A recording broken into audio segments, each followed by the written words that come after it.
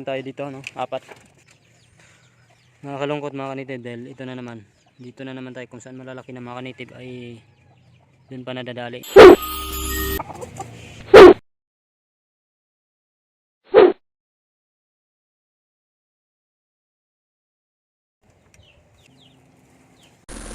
Mga kanitib, at magpapakain tayo ngayon sa ating mga alaga. Performance natin. Tawagin ko lang mga kanitib, lalapit na yan. Yan sila.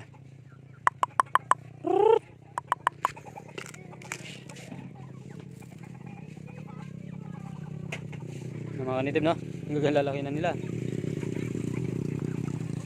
Kaya na nila lumunok ng ganito mga kanitib. Kaya pinapakain natin sila mga ano na, mga solid na.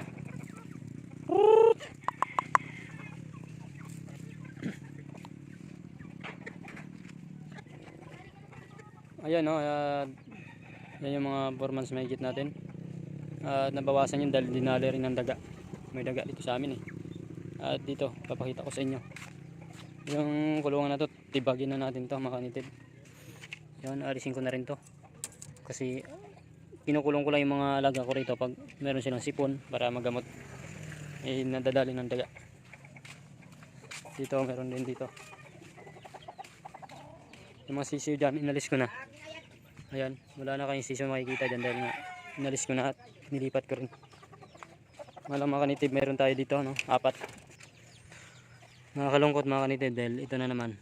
Dito na naman tayo kung saan malalaki na mga kanitib ay dun pa nadadali. Inakyat ito ng daga ang gabi. Hindi ko maisip mga kanitib kung saan sila dumadaan dahil sarado naman ito. Hindi naman bugwit yung maliliit. Ito kasi nakatakip yan mga kanitib. Yan.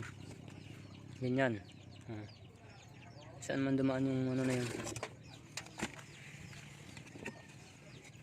At ito mga kanitib, daga, malaki siguro ang daga. Tingnan mo naman ang nangyayari. Binutas-butasan lang. Kinuha lang yung laman loob. Isa. Mga kanitib, malaki na sana to. Dalawa. Ay, tatlo. Apat mga kanitib. Apat na naman.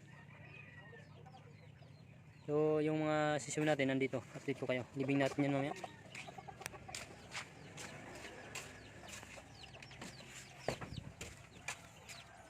Yan. At dito kinulong ko na muna kasi itong mga screen na ito mga maliliit. Yan, hindi na makapasok yung daga dyan. Yan, kasi maliliit siya. Maliliit yung ano niya. At nakahanger. Mataas. Sila. Lipat natin mga kanitib, no, para siguradong hindi na tayo siyam kasi yan mga kanitib, baka makabawi-bawi man lang tayo. Ayan. Maliliit yung tukod ng kulungan natin at yak hindi na mapapasok ng dagayan. At hanggang sa paglaki bago natin turuan ko sila na mahumapon dun sa puno kasama ng inahin. Mga ilang buwan pa, mga isang buwan siguro. Yan mga kanitib, parang hindi umaayon yung pag-aalaga natin ngayon. Ano tayo nauubos yung alaga natin. Nung nakaraan naman mga kanitib, dito rin yung isa, yung breeder ko na dali. At ito, tanggalin ko na rin to. Alisin ko, i-open ko na lang yan. Hindi na ako magkukulong dyan ng hindi na ako mag-breed dahil nadadali. Pag tag-ulan-ulan, ganyan yung mga ng daga. Sayang.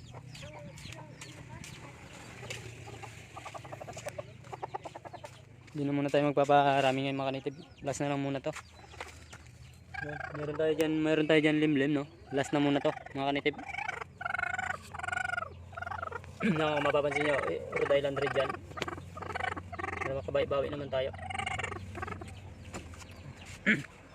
Yan, may itlog kasi dito ng Rhode Island Red dyan. Hindi ko na sinama mga kanitib dahil nung inilawan ko, wala silang fertile. Kumbaga nabuo yan dahil sa pagkain lang. At yan ay panlalaga lang natin o kaya luto. Ito mga kanitib, fertile na ito mga to. Nilipat ko rin to dahil muntik na rin niya madali. Yan mga kanitib, siyam yan, siyam. Tapos dalawang itlog ng isa kong inahin. Bali 11. 11 doon sa kabila mga kanitib, 11 rin. At nang makabawi tayo, gagawa tayo ng kulungan mga kanitib, yung mataas pa dito.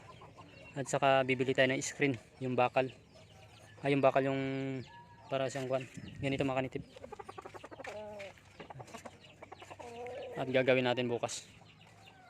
Dahil meron pa tayong naglilimlim para hindi maubos. Ganyan lang muna mga kanitib. Salamat.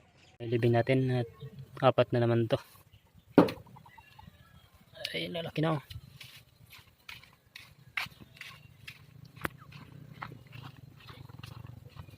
Nagukay na ako na. Ay nako. Isa. Nabusan ng mata, tinanggalan ng bituka. 2. Yan yung operasyon ng mga daga na ito mga kanitib. Taba pa naman ito. 3. 4 na naman mga kanitib. Yung punteriya nila ulo agad para dead in the spot. 4 mga kanitib.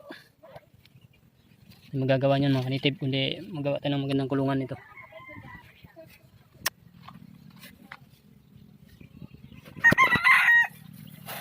Ay, yan pwedeng katayin niya mga kanitib kasi patay na at saka maliliit. Yung malaki hindi rin pwedeng sa pagpatay na huwag nang katayin.